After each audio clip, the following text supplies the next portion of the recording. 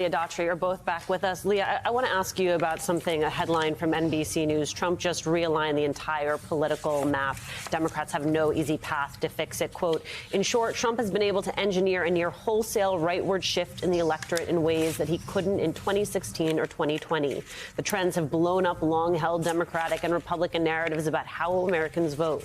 It's leading Democrats to sound the alarm about the party's future as Trump's Make America Great Again movement grew to become the most diverse GOP coalition in generations and gave Trump the most decisive victory for a GOP presidential nominee in 2 decades. So a bunch of questions for you, Leah. Do you buy that?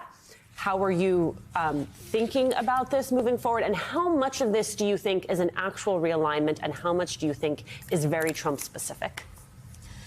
Well, I don't quite buy it because President Trump got exactly the same number of votes that he got in 2020. So there wasn't a growing of the number of people who voted for him. What Democrats have to look at is why is it that 10 million of our voters stayed home? Why they didn't? Where were they? What happened? And that is a failure on our part, perhaps partly messaging, but also just in the tactical strategy of turnout, of voter identification, and getting people out to vote. So this wholesale, well, he grew all of these people and all of these new voters. What new voters? He got the same number he got the last time. And so we got work to do on what happened to our tactics, what happened to our strategy, what happened to identifying voters where they are getting what happened to the people who voted for us the last time who just sat it out this time. That's the work that has to be done. I think that's such a key and important point because to Matthew Dowd's piece as we started this hour, in fact, Trump got less. He underperformed his vote from 2020. The difference maker in this election were the 10 million Democrats or independent voters who did not support. So, Eddie, I also take exception to this idea that what Trump did was orchestrate a rightward shift in the electorate. No, what Trump did was took advantage of a rightward shift in the body politic and the electorate that has been occurring for some time. He saw how to maneuver and position himself and saw that opening with young men on platforms, on the digital platforms that Democrats largely ignored. They did not play in the digital verse the way Republicans had for some time.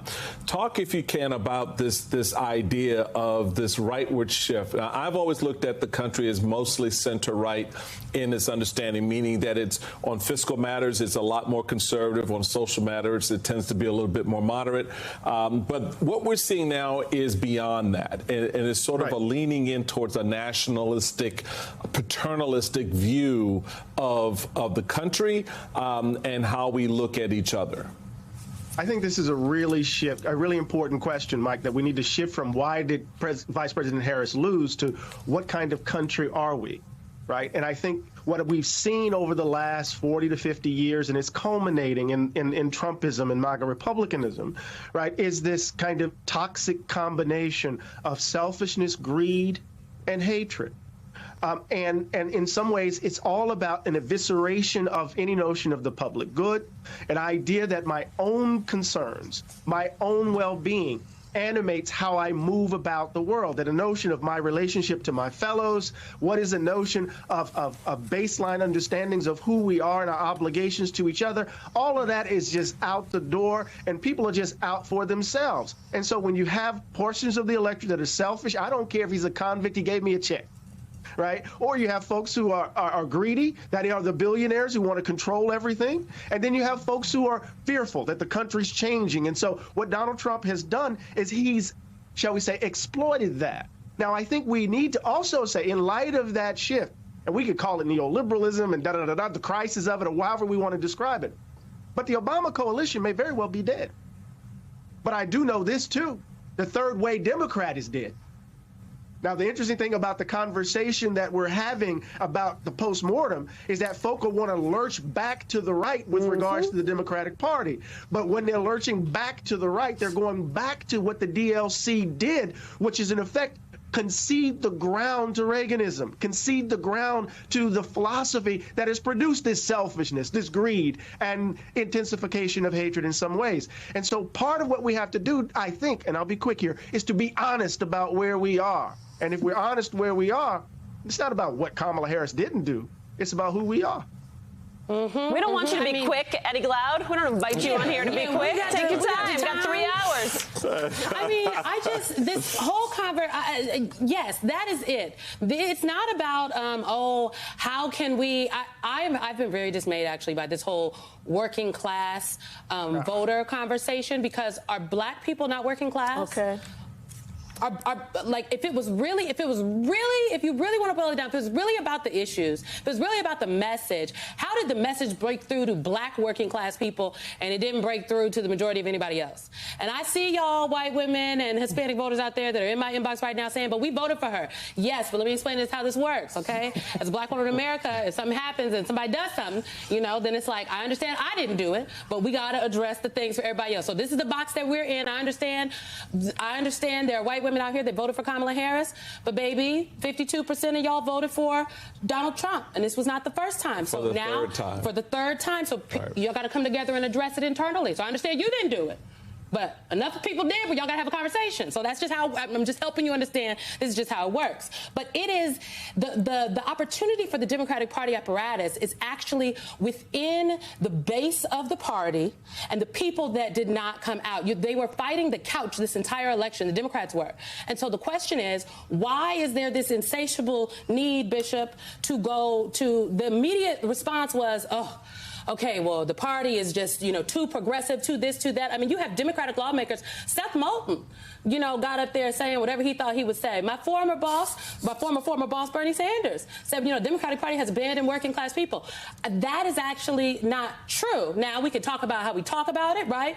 We can, and this is probably not a popular conversation for Democrats to have, but perhaps maybe too much union, not enough worker. Okay, so to be clear, I'm sorry, but I love the unions. I love them. They do good work. You better thank a union for the 40-hour work week and overtime pay. However, everybody in the country is not because of some of the laws that are in Republican governors in many places.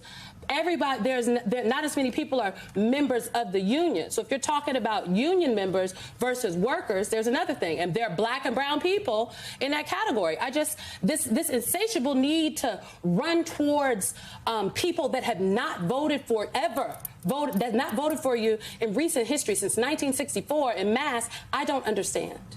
Yeah, and I think it's a conversation the party has to have, because you're right. Democratic Party has not won white people since LBJ.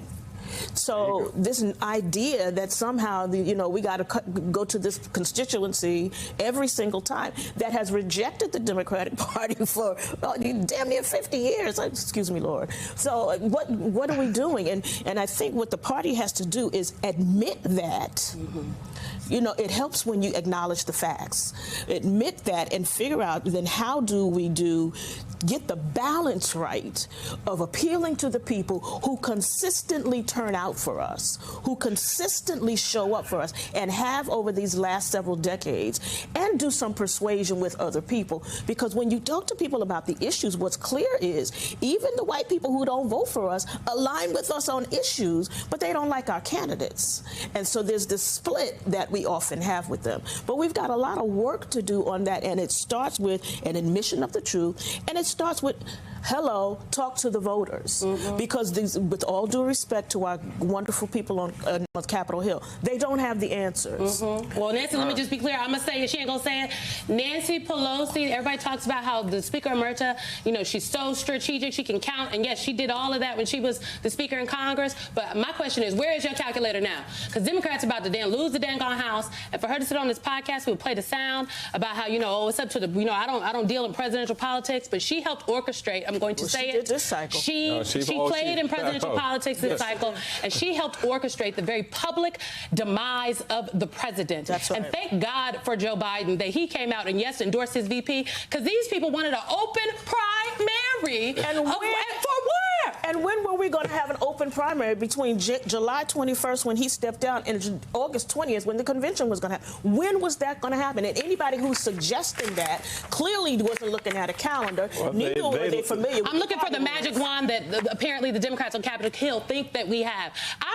I surely hope that Democrats eke out the majority in the House. But if they don't, I think the people that helped, the people that had so much to say about the president and the vice president earlier this summer, I think that those people need to take a back seat. I think the strategists that obviously fleeced the vice president's campaign and made a whole bunch of money, okay, and get no money to the turnout, they need to take a back seat, okay? They got to get the Robbie Mook treatment. Robbie Mook lost in 2016, and then he was up in Harvard and just came back. Goodbye. And listen, they got to talk to the folks who are actually doing work on the ground, who were underfunded and overstressed, but who were doing the work on the ground, talking to voters.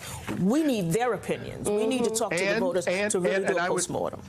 Can I add just really quickly? And the Democrats have to stop playing the game of representation as a cover, right, for economic policies that are really just simply benefiting the top rich. So you can put out a woman, you can put out a person of color and think that's all you need to do. There has to be some substantive policies behind that can actually affect the lives of everyday ordinary people. We keep playing the damn game on the Republican field. Let's change the terms of the debate and stop triangulating and playing politics at the margins, because you're going to lose every damn time. That last part, because that's exactly what's happened. And welcome to our playground. We are well over time, but it was well worth it. Professor Eddie Glaude Jr., Leah Daughtry, Bishop, thank you both.